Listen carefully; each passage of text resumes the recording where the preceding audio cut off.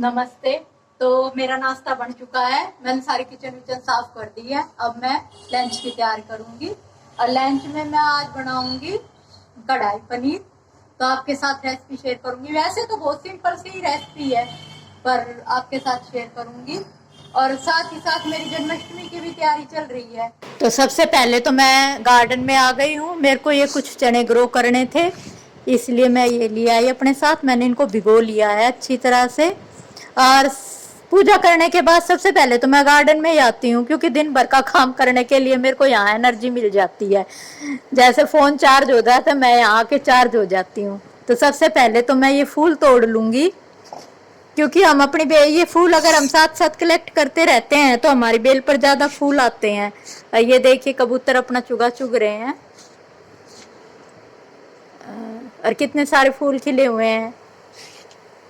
तो आप चने ग्रो कर लेते हैं। सबसे पहले देखो, किसी लकड़ी या किसी की सहायता से आप ऐसे एक के वो बना ले गड्ढा सा, और उसमें हम ये चने घेर के ऊपर से मिट्टी डाल देंगे। बहुत ही सिंपल है। और ये चने का जब साग बड़ा हो जाता है तो हम इसकी चटनी बनाकर और वैसे साग बनाकर भी खा सकते हैं। ये बहुत अच्छा लगता है और हेल्थ के लिए भी बहुत अच्छा होता है।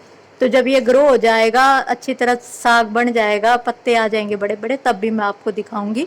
और अभी मैंने इसी तरह ये ग्रो कर दिए हैं। इस तरह लाइन सी बनाकर आप उनमें चने डाल दो और ऊपर फिर मिट्टी डाल दो। और क्योंकि इन चनों में पहले से ही अंकुर निकले हुए तो ये बहुत जल्दी ही ग्रो हो जाएंगे। तो चने मैंने ग्रो कर लिए हैं।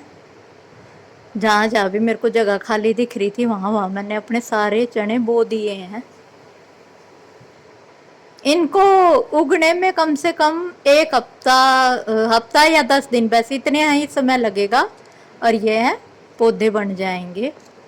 तो ये देखो, इनको अच्छी तरह हमें मिट्टी से दबा देना है और ज़्यादा गहराई में नहीं लगाने, बिल्कुल जरा जरा सी गहराई में ही लगाने, क्योंकि हम ज़्यादा गहराई से लगाएंगे तो हमारे पौधे देर से निकलेंगे।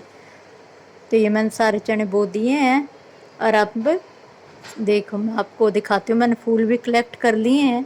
कितने सारे फूल कलेक्ट कर लिए हैं। मैं इनको सुखा कर रख लेती हूँ, क्योंकि कहते हैं कि इनको अगर पानी में उबाल के पिए तो इनके हमें बहुत हेल्थ बेनिफिट मिलते हैं। और चलो अब आपको गार्डन का एक व्यू दिखा देती हूँ। ये देखिए सारे पौधे कितने हरे भरे हो गए। और ये कुछ दिन पहले जो हमने मिर्च लगाई थी वो भी देखो कितनी बड़ी बड़ी हो गई हैं। ये देखो, ये जो मिर्च लगाई थी, और ये जो मैं पौधे लगाती रहती हूँ वे रखे हुए हैं मेरे। और चांदनी के पौधे पे कितने सारे फूल आए हुए हैं और कितना हरा भरा लग रहा है ये। और अब तो बारिश की वजह से हर एक पौधे में खिलावट सी आई हुई है। और अगर आपकी अपराजिता की बेल में ऐसी फलियां आ जाती हैं तो आप उनको साथ साथ तोड़ लिया करो। फलियां आने का मतलब है कि आपकी बेल सोचती है कि भाई अब मैं मैच्योर हो गई, अब मैं फूल देना बंद कर दूंगी। अगर हम इन फलियों को साथ साथ तोड़ते रहते हैं तो हमारी बेल ज्यादा फूल देती है। जिस तरह हम तुलसी के बीजों को तोड़ते हैं तो तुलसी हरी भरी रहती है, उसी तरह हमें बेल के ये बीज भी तोड़ देने चाहिए। और आप चलो सब्जी बना लेते हैं। ये देखो मैंने शिमला मिर्च काट ली, पनीर टमाटर प्याज सब कुछ काट लिया है। मैं बिल्कुल कम मसाले में और बहुत सिंपल तरीके से सब्जी बनाती हूँ, क्योंकि ज़्यादा मसाले रोज रोज अगर हम डालते हैं सब्जी में तो वो हमारी सेहत के लिए भी हानिकारक होते हैं। मैं सिर्फ 2-3 मसाले जो मेन ज़रूरी रहते हैं उनसे ही बहुत सिंपल तरीके से सब्जी बनाती हूँ। तो सबसे पहले हम पनीर को भून लेंगे अच्छी तरह।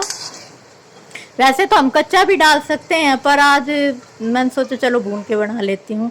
तो सबसे पहले हम पनीर को तल लेंगे, इस तरह हल्का ब्राउन कर लेंगे। ये देखो अब पनीर ये हल्का ब्राउन हो गया है। अब हम इस पनीर को निकाल लेंगे।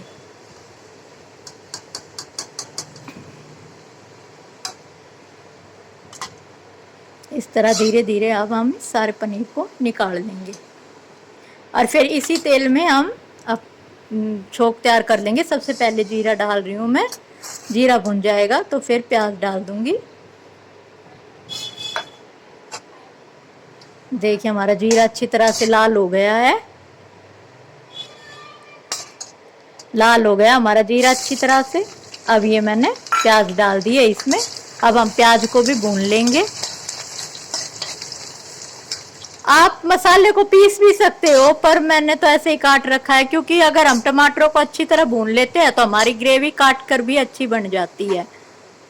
अब मैं इसमें टमाटर और हरी मिर्च डाल दूंगी और अब हम इसको भी अच्छी तरह से भून लेंगे। और जब हम इसमें टमाटर डालते हैं तभी हम इसमें अपने मसाले डाल देंगे, इससे मसाले पक भी जाएंगे और उनका कलर भी अच्छा आएगा। तो मैं सिर्फ हल्दी, नमक, मिर्च और थोड़ा सा धनिया पाउडर और एक वो सब्जी मसाला आता है मिक्स करके, वो हम घर में भी बना सकते हैं, वो ही डालती हूँ, ज़्यादा मसाले मैं नहीं डालती। तो अब ये हम इसमें मसाले डाल दिए, अब ये मसाले इसमें हम साथ साथ भून लेंगे। अगर हम टमाटरों में मसाले डाल देते हैं तो हमारे मसाले पक भी अच्छी तरह जाते हैं और उनका कलर भी अच्छा आता है, खुशबू भी अच्छी आती है। तो थोड़ी देर ढक के रख देंगे। अब देखिए हमारे ये टमाटर अच्छी तरह भुन गए हैं। अब हम चम्मच से इनको फोड़ लेंगे और ग्रेवी अच्छी बन गई है। और वैसे भी शिमला ये कढ़ाई पनीर में हमको ज़्यादा पतली वाली ग्रेवी बनाने की ज़रूरत नहीं होती, इसमें हम थोड़ी ऐसे मोटी मोटी ग्रेवी रखते हैं। तो अब मैं इसको अच्छी तरह मिला लूँगी, मिक्स कर लूँगी सारी सब्जी को और हम इसको ढककर थोड़ी देर पकने देंगे। अब हमारी शिमला मिर्च आधी पक गई है। अब इस स्टेज पर हम इसमें पनीर डाल देंगे, क्योंकि पनीर हमने पहले ही तल रखा था तो वो उसको इतनी ज़्यादा पकाने की ज़रूरत नहीं होती। तो हमने पहले शिमला मिर्च पका दी है, अब हम उसमें पनीर डाल देंगे। तो ये देखिए अब मैं इसमें पनीर डाल दूँगी।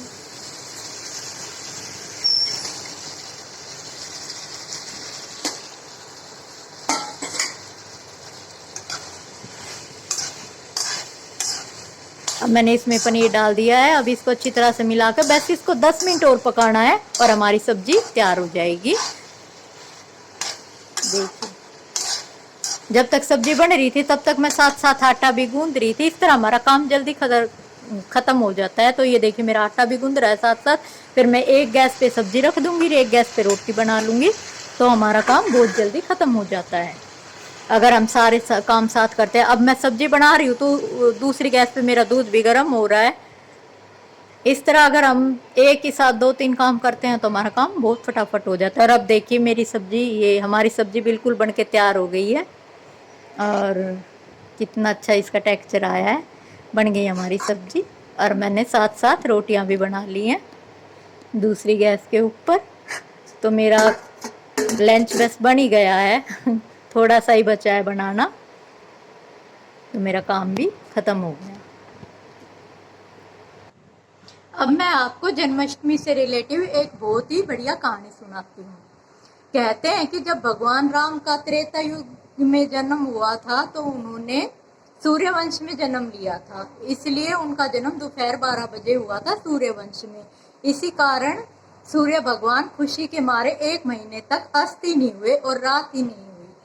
इस पर रात और चंद्रमा बहुत ही परेशान हुए और उन्होंने भगवान से आकर कहा कि हे भगवान, आपने सूर्य देव पर इतनी कृपा कर दी और हमें तो आपके दर्शन ही नहीं हो पाए, क्योंकि सूर्य देवता 1 महीने तक अस्त ही नहीं हुए। तो तब उनको भगवान ने कहा था कि कोई बात नहीं, द्वापर युग में मैं तुम्हें जरूर दर्शन दूंगा। इसलिए जब कृष्ण भगवान का द्वापर में जन्म हुआ तो उन्होंने रात्रि 12 बजे का समय रखा ताकि रात उनके दर्शन कर पाए, और तभी चंद्रमा उदय हुए ताकि चंद्रमा को उनके दर्शन हो जाए। इसलिए द्वापर में भगवान कृष्ण का जन्म चंद्रवंश में हुआ था और चंद्र की प्रिय पत्नी रोहिणी है, इसलिए भगवान कृष्ण के माता पिता चंद्रदेव और रोहिणी भी हैं।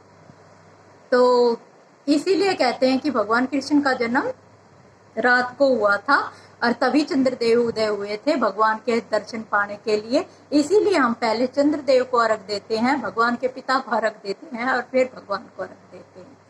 तो ये थी एक छोटी सी कहानी श्री कृष्ण के जन्म के ऊपर। आपको अच्छी लगी होगी और अब मैं वीडियो ख़त्म करती हूँ। और मेरी जन्माष्टमी की मैंने किस तरह अपनी जन्माष्टमी मनाई ये मैं आपको अगली वीडियो में बताऊंगी, दिखाऊंगी। अगर वीडियो अच्छी लगी हो तो लाइक शेयर सब्सक्राइब